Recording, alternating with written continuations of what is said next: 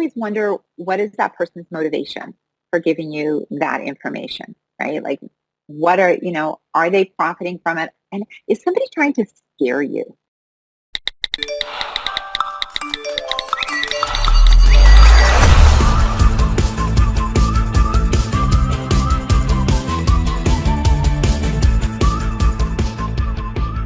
Thank you so much to Dr. Jen Gunter for joining us today. I am so excited to have you on. For people that don't know, you are a best-selling author on women's health. You make amazing content, and you like an international mythbuster for women's health is how I would describe it. And when we first spoke about our cycles on the podcast and contraception, which we'll get into, we would have had like 20 people message to say you are exactly who we had to speak to and get on. So I'm so glad that this actually worked out and we were able to speak to you.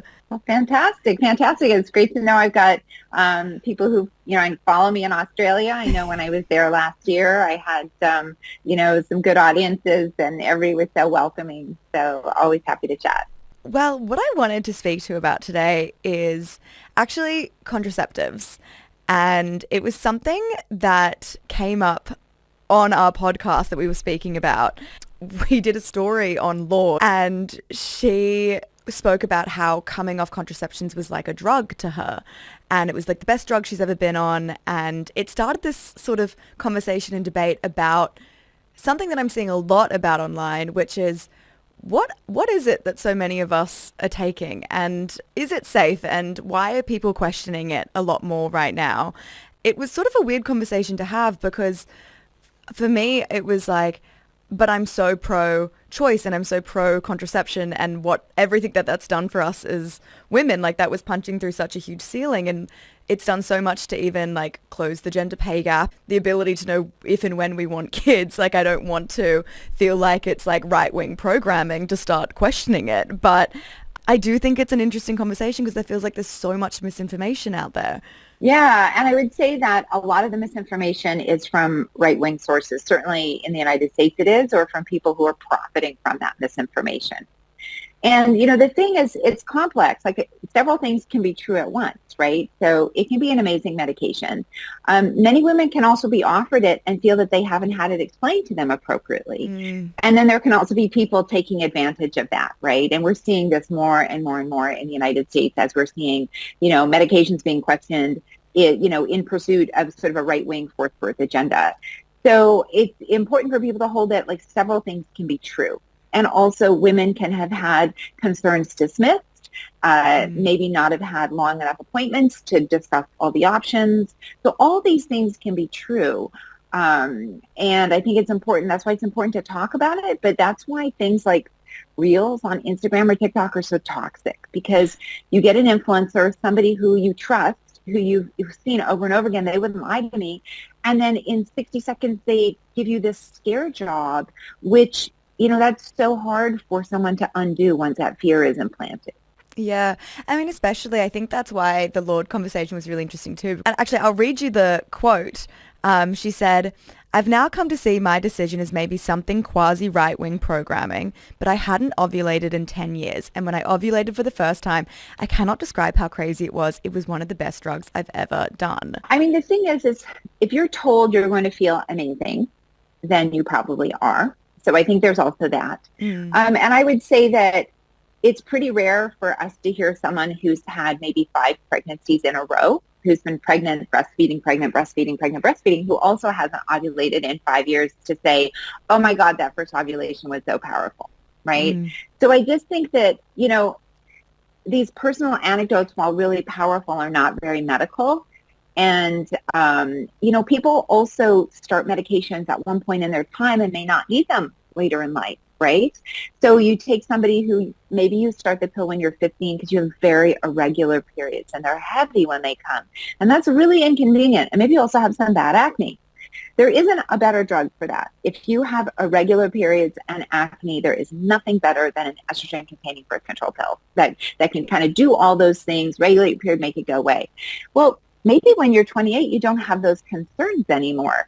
So you may also come off the pill and you feel different, but you also, had those health benefits at a time, and you don't have those concerns now, so you feel also better because of that. So, I think that subjective experiences are very hard to quantify scientifically. And all I can tell you is that for every person who I've heard that anecdote from, I can tell you, as someone who felt awful when they couldn't get their birth control refilled, and it was devastating that they had so much pain with their period, or their premenstrual dysphoric disorder was terrible, and that ovulation for them was catastrophic. It's funny that you bring up the pill because for context, my experience with this is I've been on the pill since I was 14 and I'm 27 now. And I went on for my skin, and it was, I mean, I didn't completely fix all my skin problems. I ended up having to do like other medication too, but that was something I went on. It did really help. And then when I've gone back to dermatologists or to doctors, I've said, are there other options for my skin? And they're like, if you go off the pill, your acne will come back, and there's nothing you can really do about that. And it's not that I don't believe that, but I think there was part of me that thought, again, with that dismissive with women's health, it was just like, okay, but is there a root cause to maybe my acne that maybe this is not addressing? And it was just something I've spoken about with so many women. It's like when you go speak to doctors, even if it is with irregular periods or really intense period pain, they'll just sort of prescribe you the pill or be a little bit like dismissive with it. And it does get frustrating over time, especially now when you're in your late 20s and you didn't really think about it much in your teens, but now you're like, wait, that doesn't feel right. Like, Yeah, no, and I mean, I completely agree with you, and that's actually, one of the reasons where I wrote my last book, Blood, where I answer all those questions. So, for someone who would come to see me at 26 and say, I've been on the pill for acne for a long time, and I don't know. I mean, that's the only reason I'm on it. Do I really need to sell me on it? And you're like, well, so first of all, I'm not a dermatologist, so, but there are other drugs for acne. There are, topical retinoids. There's topical benzoyl peroxide. If you stop and you'd have to start one of those, would you feel okay about that? There's also a drug called spironolactone that can work. Why, some people get, hormonally driven acne. Sometimes when people first start their cycles, it's because of that. It's because you're ovulating really irregularly, and there's kind of this, it basically, this is not a great analogy, but it's basically an imbalance between estrogen and testosterone. Don't like go and ask for a hormone test for that, but basically, it comes down to that as an analogy. And once your cycle starts to become regular, maybe that wouldn't be an issue for you anymore, right? So that's one possibility. It might not be like that, or it could, and you might be someone who just has hormonal acne, or it could even be somebody who has polycystic ovarian syndrome.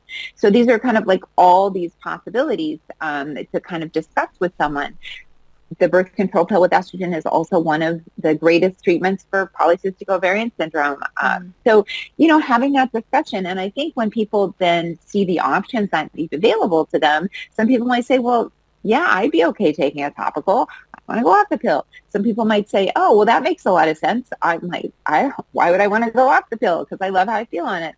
And so neither of the approaches are wrong. The wrong thing is not giving people all the information, so they leave feeling they've had their questions answered. I think with the questions being answered and that like avoiding that sort of dismissive feeling that so many women speak about with experiencing with their doctors, I do understand that. Like I one of the things we spoke about on the podcast was this sort of shock that it's only been within the last year or two that so many of us have learnt about cycles or even knew what the different stages of the cycles were, like follicular and ovulation and luteal, and like how we're going to feel different at different times in the month. And for so many of us, that was this like light bulb moment of, oh, that makes so much more sense. But not getting explained that or taught that properly was such a part of, I think, the distrust now. Yeah, I mean, I guess you can blame the school system for that, right? So, the fact that people don't learn much about their bodies. I mean, if you go to school, you basically learn put condoms on a penis or don't have sex. Like, I mean, it's such a heteronormative, sex is scary and awful, terrible. Like I mean, maybe it's better in Australia. I don't know. No. But no, yeah. I mean, it's pretty rare. My kids actually had really great sex that I was like, whoa. They even had to label all the parts of the clitoris. I'm not kidding. I know. In middle school. In middle school? I Wait, was very progressive. Yeah. I love that for them. They're in grade 8. Yeah, I know, right? And my kids were like so proud because my boys are sons and they're sons of a gynecologist. They were like, yeah, oh, we know all this. So, which goes to show it doesn't make any difference if you educate kids early or not. There's like, all they end up being is informed. There's nothing else negative that happens. They just end up being informed. And maybe that helps their, immature brains a little bit make better decisions. Yeah. But yeah, so I think that we can blame the school system for a large part of that. When you graduate high school, most people know more about frog biology than they probably do about their own biology. And that's pretty problematic.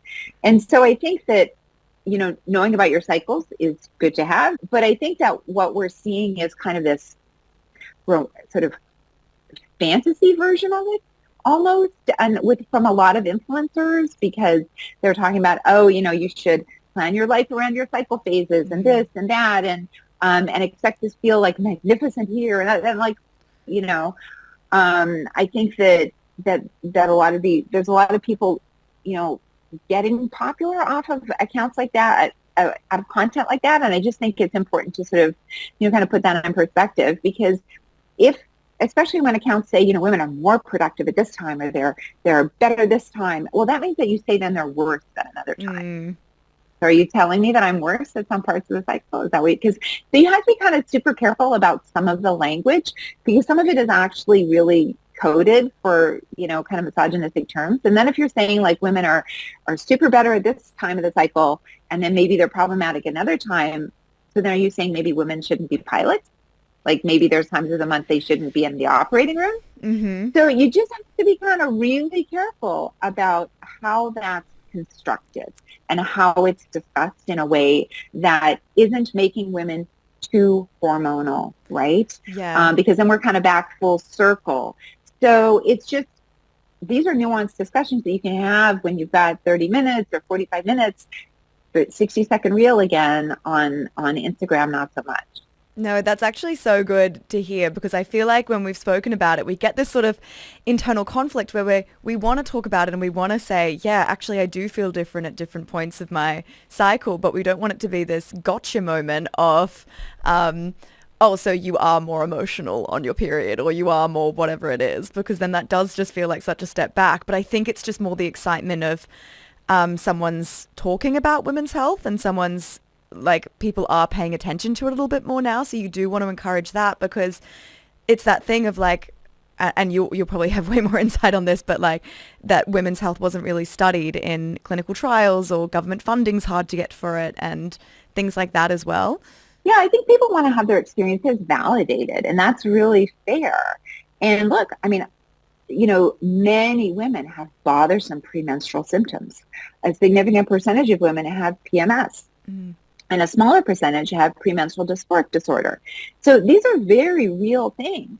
If people feel bloated, or they feel uncomfortable, or they have certain food cravings, at the end, closer to their period, those are fairly normal experiences, like in our industrialized society. Like we don't have data to know like what it was like, 10,000 years ago when we were, eating different foods and roaming around and that type of thing. But it's a very, very common experience. It's really kind of, I would say, like medically a new experience that's been reported, because obviously nobody cared about anything that happened to women, before like whatever, 1930 or, I mean, I'm obviously being a little bit dismissive there, but, when you go back and look at, ancient texts and things like that, they really just cared about whether women got pregnant or not, because that was your currency. And if you were bleeding, because, bleeding meant health. And if you weren't bleeding, then your humors were being backed up, right? So they had a very different concept. So you can't really translate it. But yeah, I think people want to be validated, and they have these hormonal fluctuations. And look, if people can have work accommodations and things like that can help that, that's fantastic. But I also want women to know that there can be treatments for that if those symptoms are impacting their ability to do their activities of daily living, right? So some people might want to be on the birth control pill. Some people might want to take antidepressants. There are sometimes, some supplements that can sometimes help. I mean, the studies aren't great for that, but, so there are options. And I think that if we don't talk about it, then people don't know like what's normal or what's not. I mean, in my experience, a lot of times once you validate something and talk about it, people are like, oh, okay. Like they just wanted the information.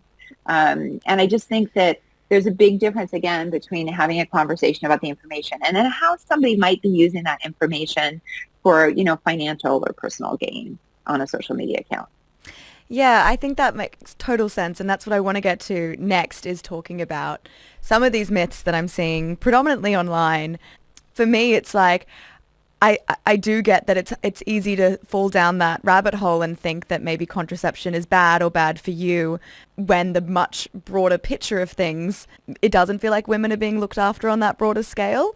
So I want to start with one of the things that I keep seeing online, and that is when you come off the pill, your hormones change, and so your attraction changes, and your attraction to who your partner changes. Like women saying, I came off the pill and realized I wasn't attracted to my husband, or I wasn't attracted to my partner, or whatever it was.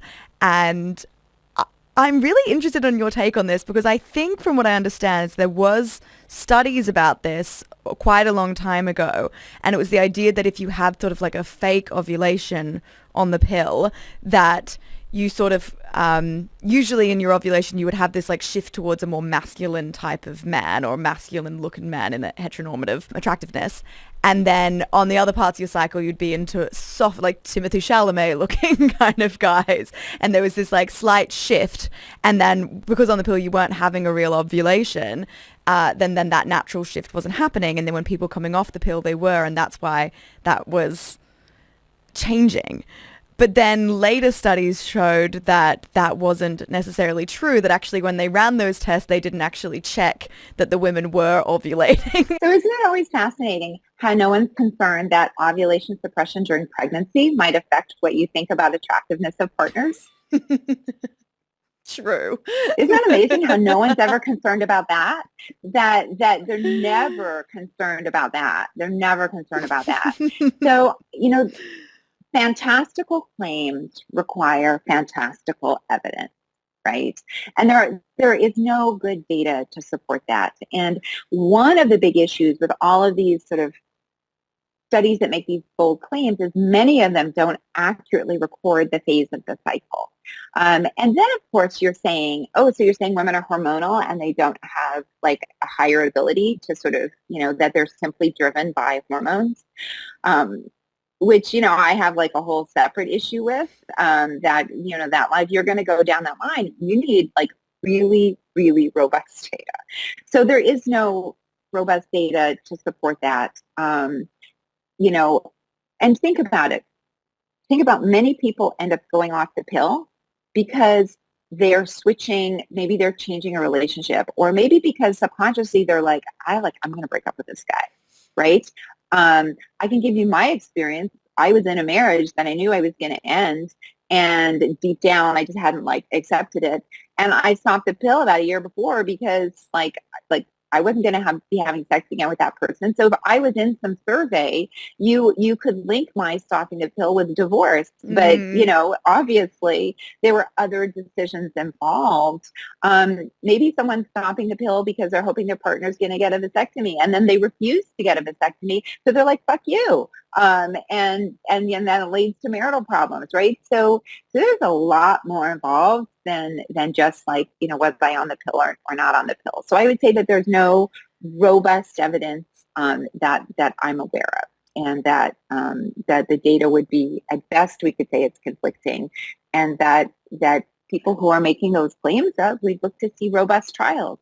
I mean, a lot of people make big deals about like, oh, your MRI, like functional MRI looks this way or it looks this way. But, but what does that mean in real life for a living person? I await those clinical studies.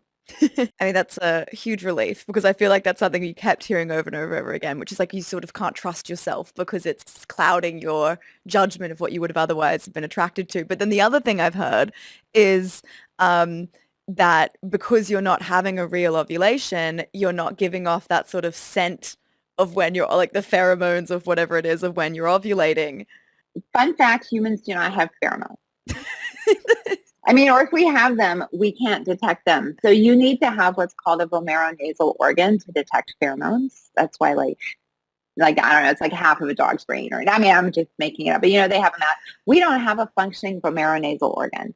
And science is still not settled whether humans even have pheromones. So, and how come nobody cares about how the pill might affect somebody in a same-sex relationship? Yeah.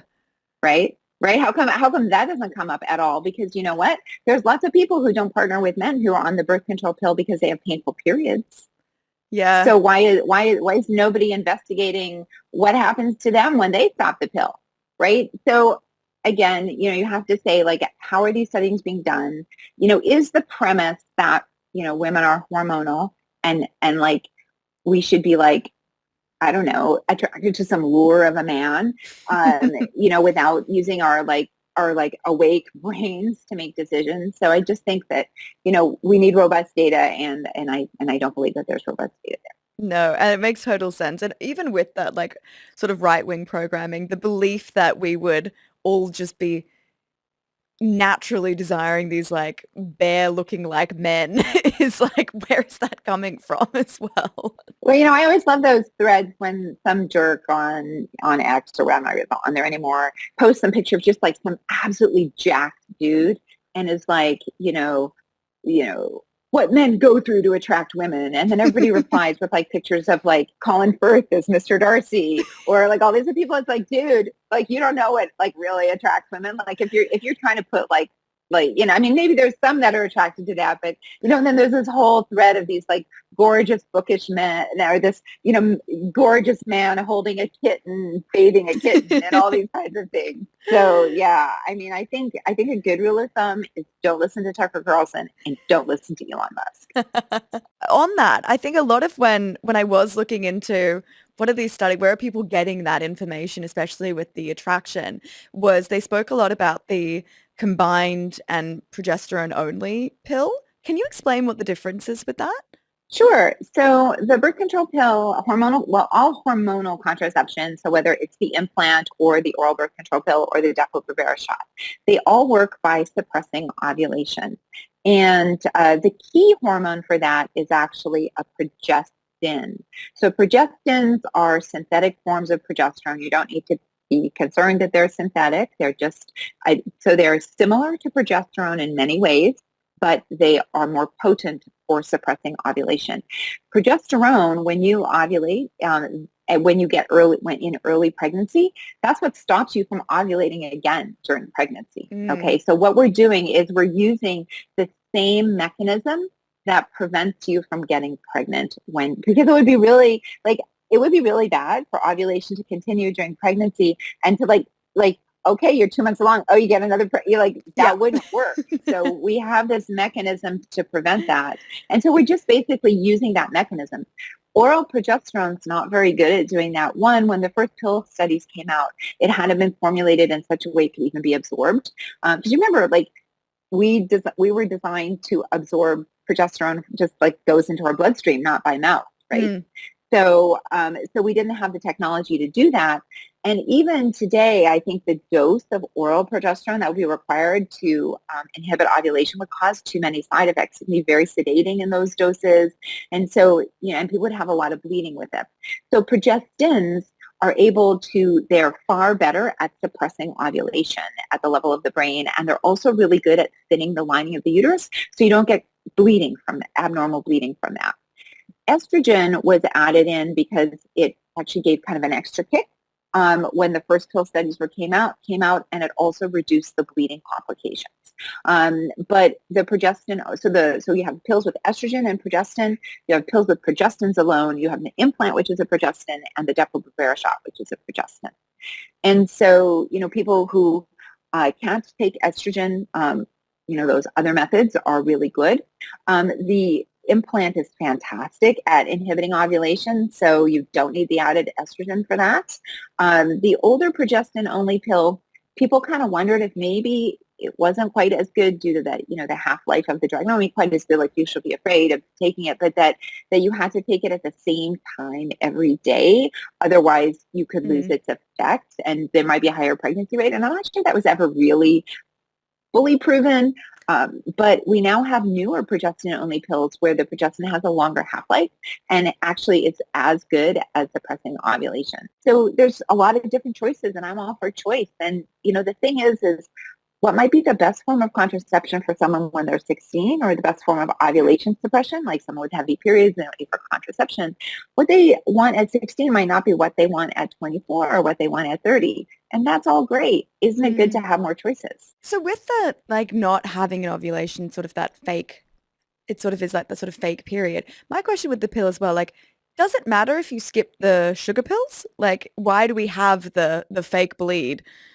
Yeah, so that withdrawal bleed was introduced because when they did the first studies, women thought that they were pregnant when they didn't have their period. Do you remember this is pre-pregnancy test availability? And also the initial studies were done on women with infertility. And some of them were kind of misled into thinking that being on the pill and then stopping it would increase their risk of getting pregnant. So different ethics, all kinds of stuff. That's a whole separate discussion about all of the awful research ethics kind of earlier on.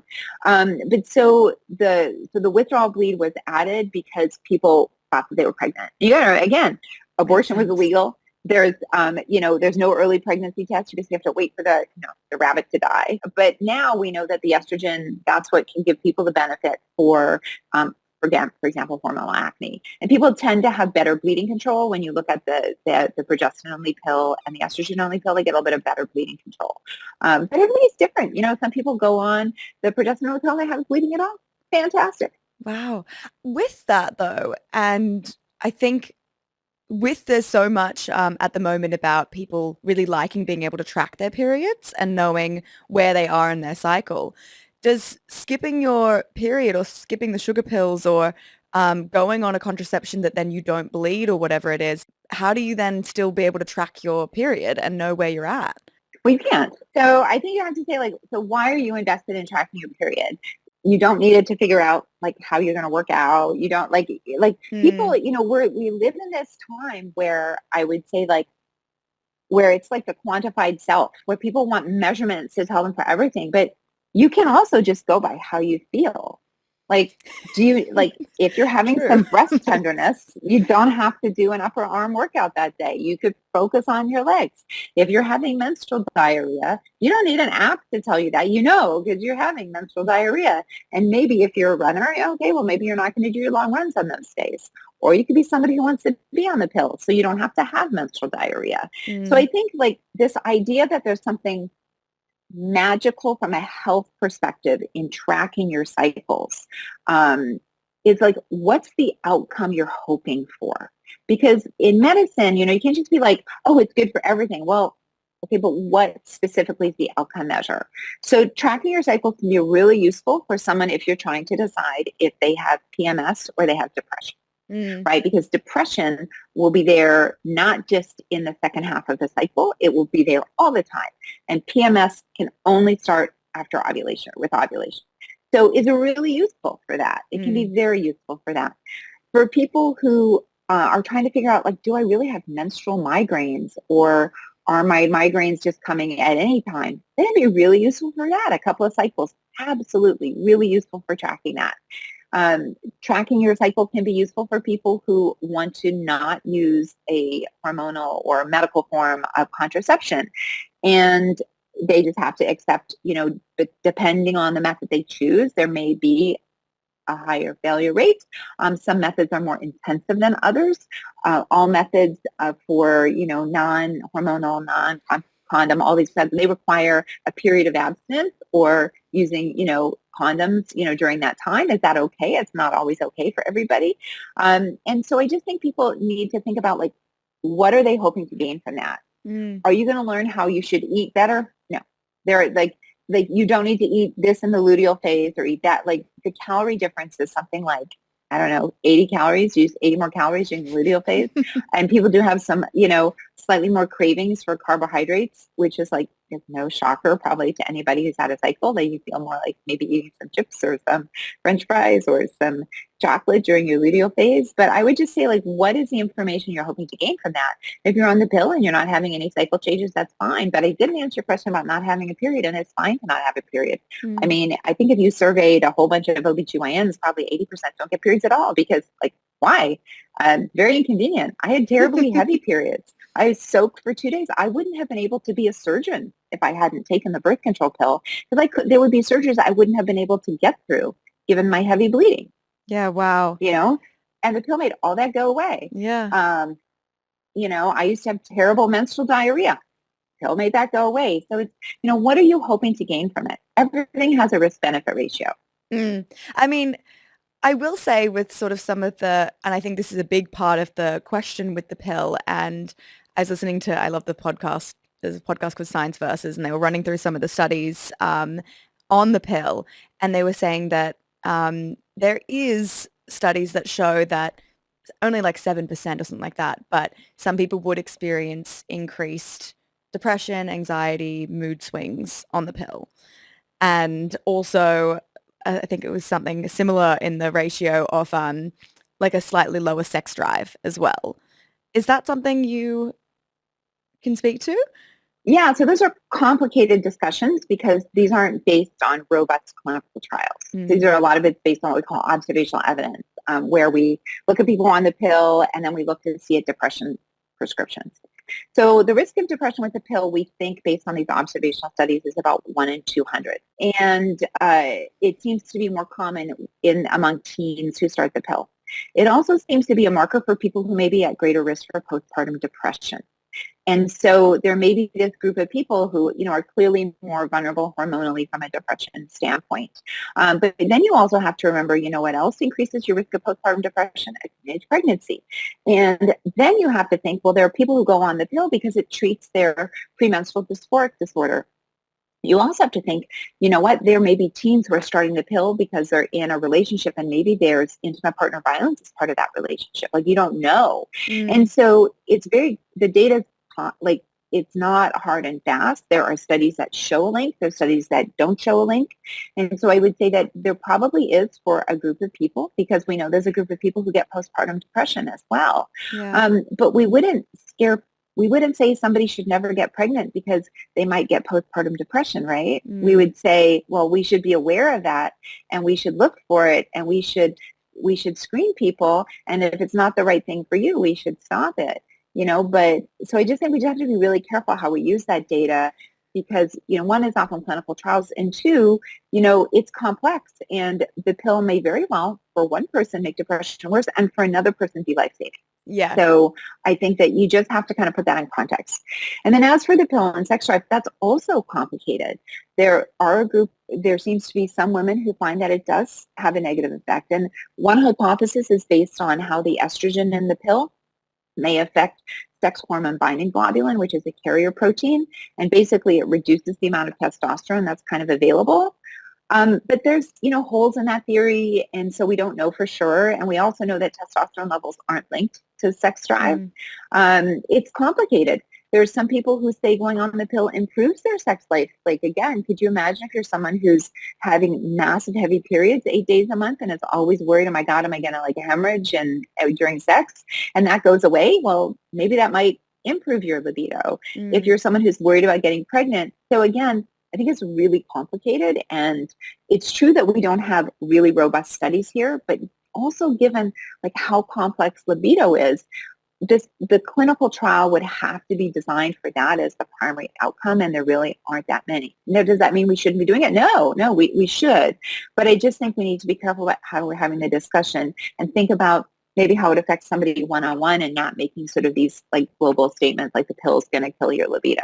Because I can tell you, for every person who says that, I can probably find someone in my practice who thinks the pill was the greatest thing in the world for them, but they're not the ones out there posting about it on the internet. So there's also some sampling bias too. Yeah, that makes sense. And I think it is a very unique experience with the pill, and something that you hear all the time. And from my experience is that I went on different pills until I found one that worked for me. And there was one that, friends or even friends have said like, oh, I feel like that one I gained weight on, or there's one called Yaz, which is famously people will say, oh, that one turned me crazy or whatever it is. How much truth is there in the different pills being able to give you drastic weight gain, or like why is it that some would make you crazier than others? So, there are potential biological mechanisms. They're unstudied, and how how much that's true and how much of it is drug company marketing is really difficult to tell. So Mm, when the pill first came out, everybody was using the same estrogen because there was only one, basically one estrogen to use. And so the difference between each pill was the progestin. And mm, so a lot of drug companies got very invested in saying, well, our progestin acts, because all progestins, except the one in Yaz, are derived from testosterone. That doesn't mean there's testosterone and people aren't thinking about that, but they have these androgenic effects. Now, it's really interesting that, well, wait, if they have androgenic effects, then how are they negative on libido, right? So it's very like, again, we don't have the clinical trials to say, to really answer those questions. But so, so different companies would market, oh, our progestin is more androgenic than others. And I think this is kind of how it got into lore, that mm, some are better than the other. And then I think it was Ortho did the first study to show that their pill reduced acne. Well, all pills reduce acne because they reduce acne because of the estrogen. They were just the first ones who did the clinical trials, so they could actually say it. oh, And so there's kind of a lot of like pill wars back and forth with this. And so, and the other issues are, for example, lots of people are started on the pill for PMS. And, if you're someone who that makes your PMS worse, then maybe you're going to blame that specific pill when maybe it was really just hormonal contraception.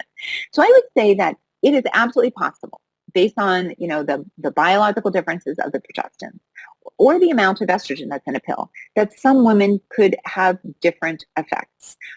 Maybe people have different enzymes or different receptors that metabolize these different drugs in slightly different ways.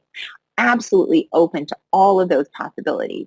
And so I think like a lot of things, it's trial and error. There's some people who start ibuprofen for pain, like headaches or whatever, and they say it doesn't work for them, and yet naproxen is like amazing, and they think that works for them. How much of that is a true drug difference, and how much of that is the tincture of time? I mm, don't know. mm, Don't have the answer to that question. So I would say biologically plausible that you could have one pill that makes you feel awful and another pill that makes you feel great. Absolutely biologically plausible.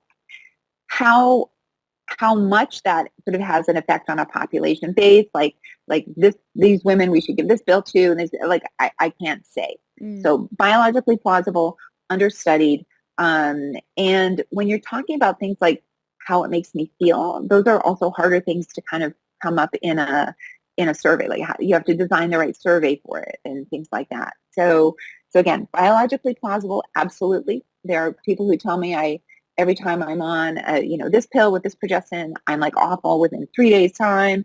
And when I start this one, I feel better. Okay, great. Then that's the one you should take. Absolutely. Mm. Listen to the person.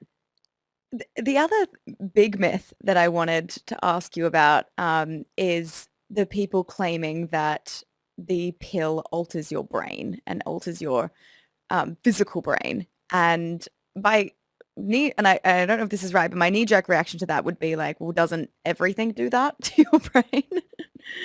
Yeah, every experience you have alters your brain. Pregnancy alters your brain. Puberty affects your brain. Your menstrual cycle affects your brain. Everything affects your brain. What matters is this a negative effect that has a clinical outcome that we can say makes the medication harmful? Mm, And one of the problems with a lot of these studies on MRI in the brain is that they did not do a good job at looking at what cycle, the time of the cycle and timing, and that matters a lot. And so extraordinary claims require extraordinary evidence. So, we would need not just MRI scans, but people would need to be followed clinically. And that would also mean then they would need to have been screened before starting the pill. I would also say, okay, well, what about somebody who's got terrible anemia because of their heavy cycles, and then they go on the pill and they feel so much better because now they don't have brain fog from anemia? Are you going to tell me that, how put that in context then with that MRI scan, right? Like, so again, preclinical work is important. I don't want to dismiss it at all. And I would say a lot of times what would be hypothesis generating research, right? You do this study, you see this MRI effect. Okay, well, now we need to does this matter clinically or does it not matter at all? Does it matter clinically to a small group of people? What does this mean? We've gone from hypothesis generating research to this is fact in humans. And we need to have those steps throughout the way. And again, pregnancy changes the brain. Yeah. Having a supportive partner probably has an impact on your brain. All kinds of things, impact your brain. So yeah, so you're right. Your gut instinct there is correct. And what we need is, instead of scare tactics, we need to understand, what this means, if anything, for people. Yeah, and it's so funny that everyone assumes that changing the brain is like automatically a negative thing and that our brains shouldn't be changed. It's like a lot of that could be really positive change or a doesn't matter change. Like, yeah, I mean, look, I was on the birth control pill when I started when I was 20. I got into medical school when I was 19. I graduated, what negative effects are you looking for? And so you can't just say like a negative effect on the brain. Are you saying that people are less likely to have an educational achievement, meet a certain educational goal? Mm-hmm. Are they more likely to use substances? Are they more likely to have a pregnancy complication? Like what is the negative consequence? Are they more likely to do badly on math? Are they more likely to do better on math? I mean, there's no difference in women's brains with math, but I'm just throwing that out. Yeah. I could have said spelling, and so I just think that again, pregnancy has a massive effect on the human body, and so everything also has to be put in context. And I'm not saying that people should be exposing themselves to potential harm with the medication, just to prevent harm from pregnancy. And of course, we should do better for pregnancy.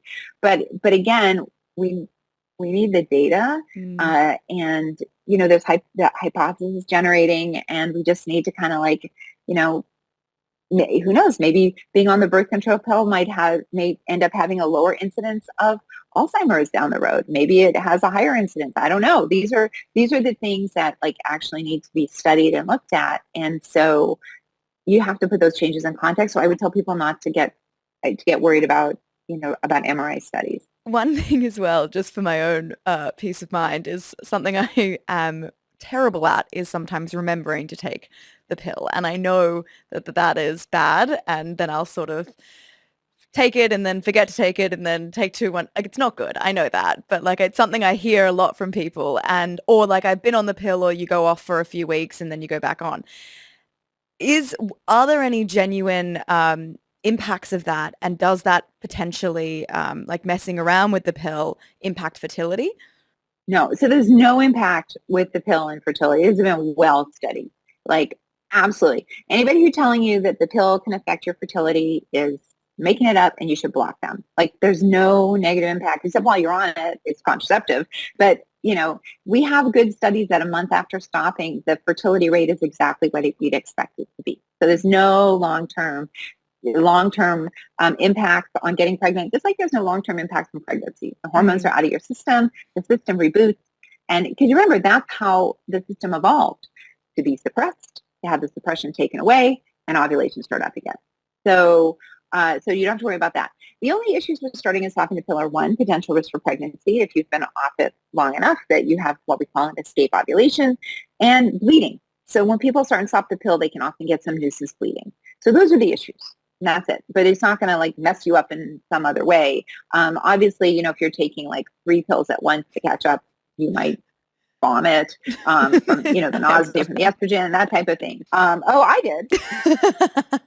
And being a medical student, it's really hard to remember to take. And I realized I had missed my pill for 3 days in a row. And this was back when the pill doses were a little bit higher than they are today. So, so I took the equivalent of 100 micrograms of ethinyl estradiol, basically. I was a medical student. I went and scrubbed in the operating room and promptly fainted.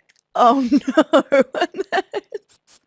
But it is the reason I brought that up is because I know so many people have said oh, but I don't want to be on the pill because I'm so bad at taking it, and they're worried. And that's part of why people go off the pill as well, is well, I'm clearly not it's not working for me to take, or I'm not remembering to take it. And Very valid issues. And that's why it's really important to accept, like, not everybody's a good pill taker. And that's okay. I even hate to say good pill taker because you're not bad or good. It's just like pills aren't for you.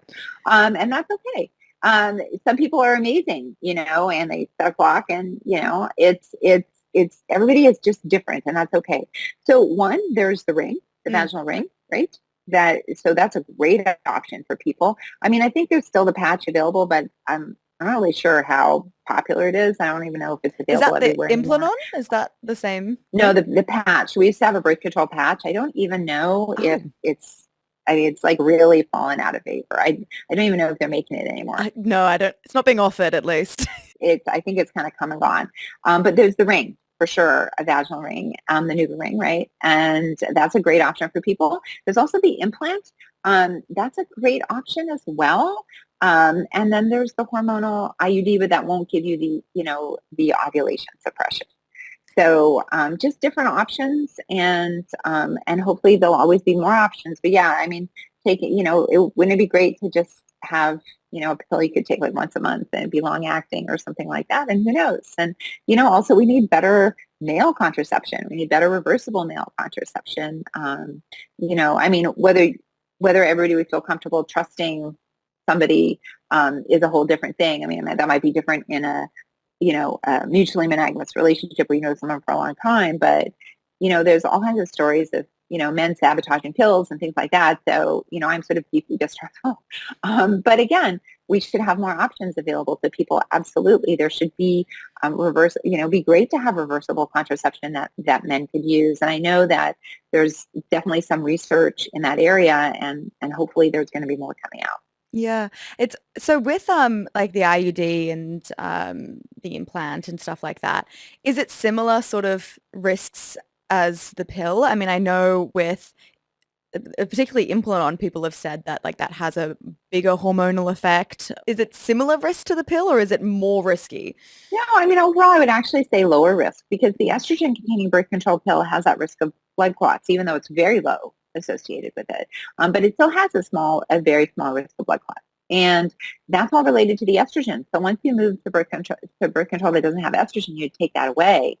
So the Implanon, we can give it to so far more people. There are people who can't take the dose of estrogen that's in the birth control pill. So the Implanon's great. I mean, the biggest issue is sometimes people can have some irregular bleeding, but lots of people love it, like really love it.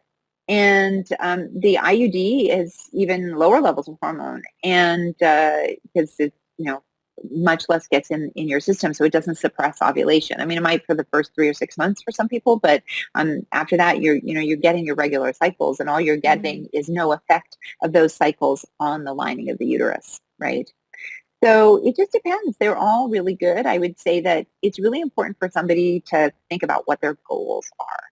So if you absolutely no way, no how cannot get pregnant, like pregnancy would be the worst thing in the absolute world for you, and maybe that's for medical reasons, maybe it's because of lack of access to abortion, maybe it's because of just that's how you feel, then highly reliable contraception, which is, the IUD and the implant are considered like the most effective. Yeah. Other people suppressing, having estrogen so they can treat, hormonal acne, or they have polycystic ovarian syndrome. That's more important. Other people have bleeding issues when they use progestin only, so the estrogen pill is better for them.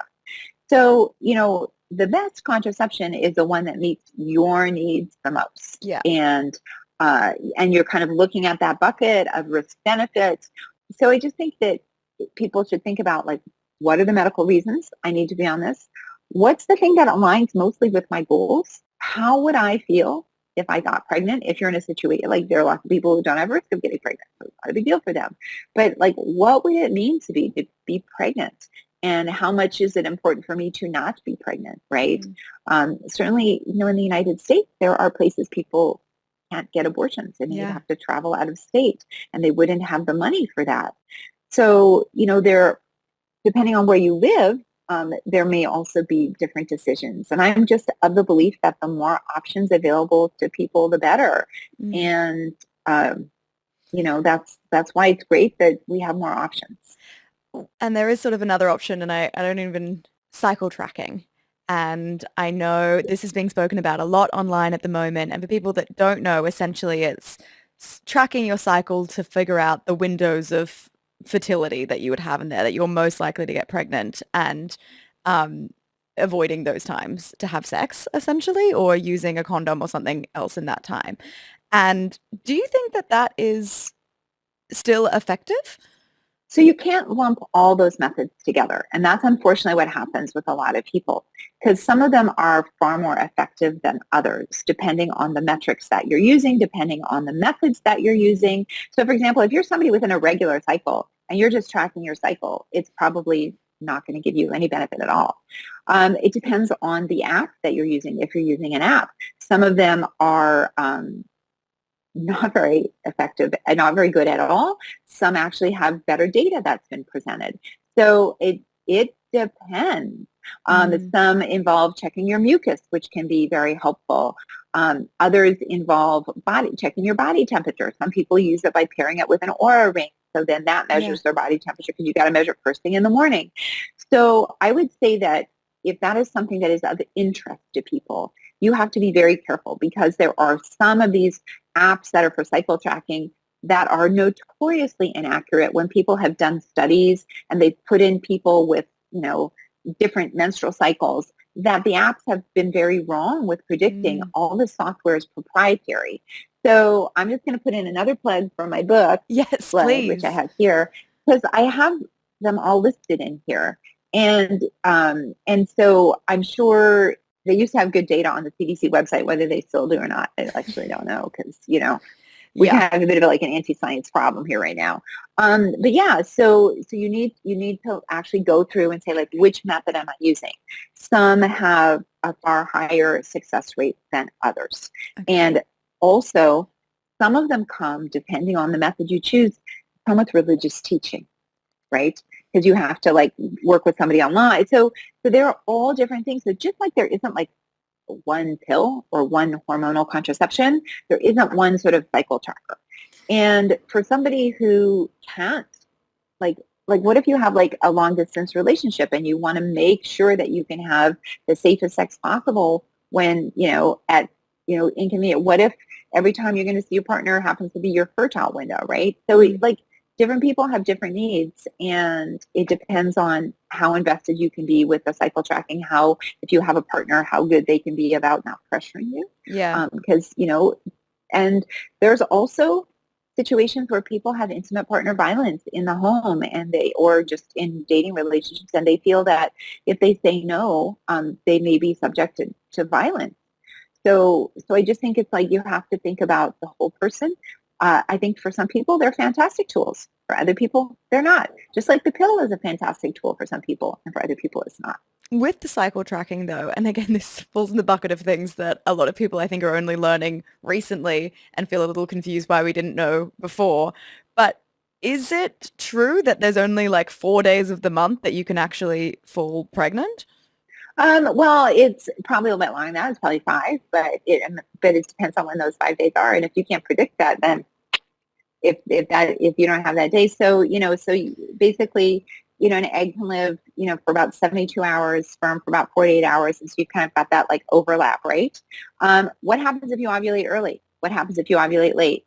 So it depends how you present that, and you can present it in a very, well, you're using medications for, whatever, 25 days of the cycle you don't need. And it's like, well, yeah, but you know what? It doesn't, like, none of that matters. You need it when you need it. So how do you make sure that you have ovulation? So ovulation suppression is one way to make sure that you don't have to worry about that. You don't have to worry about there ever being an egg or a sperm to meet, right? The other way you can do it is you can say, well, I really want to try to time my cycles so I'm never going to have that hookup. Okay, well, how are you actually going to do that? And is that going to work for you? And then what happens if it doesn't? And I think that gets back to how important is it to not be pregnant.